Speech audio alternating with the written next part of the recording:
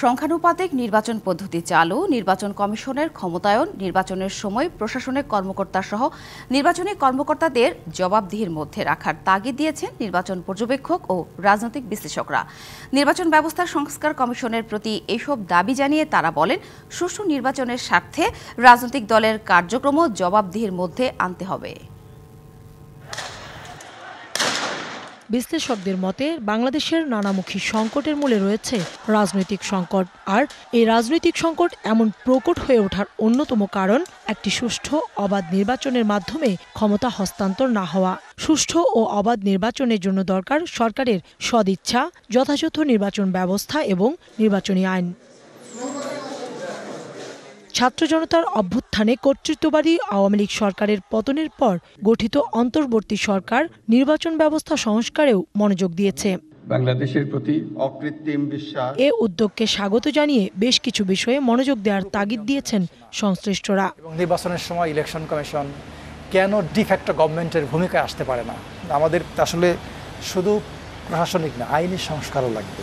Election কমিশনকে একটা প্রাতিষ্ঠানিক ভিত্তির উপর নিয়ে যেতে আমরা কিভাবে এটা নিয়ে কাজ করব, কিভাবে একটা পেশাদার ইলেকশন কমিশন পরিণত করব, যাতে করে কেউ কোনোদিন এদের কাজে ইন্টারভিন করতে না পারে। অংশগ্রহণমূলক নির্বাচনের জন্য সংখ্যানুপাতিক নির্বাচন পদ্ধতির কথা বলছেন কেউ কেউ। আমরা তো এই এক ব্যক্তি এক ভোটের কুফল তো গত 15 বছর যাবত দেখলাম। এটার থেকে আমাদের মুক্তি পেতে হলে আমরা যদি আনুপাতিক পদ্ধতিতে যাই, সেটা বরং নির্বাচন ব্যবস্থাকে আরও অংশগ্রহণমূলক করার জন্য ওইটা করতে হবে। নির্বাচন ব্যবস্থা সংস্কার কমিশনের প্রধান বদিউল আলম মজুমদার জানান, নির্বাচন ব্যবস্থা ও নির্বাচনী আইনের সংস্কারের প্রস্তাব দিবেন।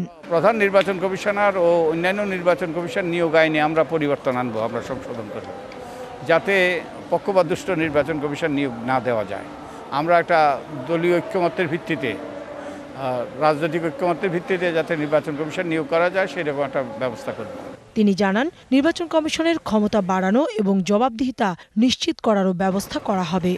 দলের নেতাকর্মীদের মতামতের ভিত্তিতে মনোনয়ন যাতে হয়, টাকার খেলা যাতে না হয়, তারপরে এই নির্বাচনী আচরণবিধি যাতে লঙ্ঘন না হয়, এইগুলো সম্পর্কে আমরা বিধিবিধানটাকে আরও শক্তিশালী করার চেষ্টা করব। সরকার যাকে চাইলেও তাকে ওই সার্চ কমিটি বসায় দিয়া যে আমার কাজ আমি করবো, তোরা শুধু জিগাইলমো, তো এইরকম যাতে না হয় আর কি, অতীতে যেমন হয়েছে। আগামী 90 দিনে এই কমিশনের প্রতিবেদন দেওয়ার কথা রয়েছে। সময়োপযোগী করার চেষ্টা করব। কাউসারা চৌধুরী কুমু, ডিবিসি নিউজ, ঢাকা।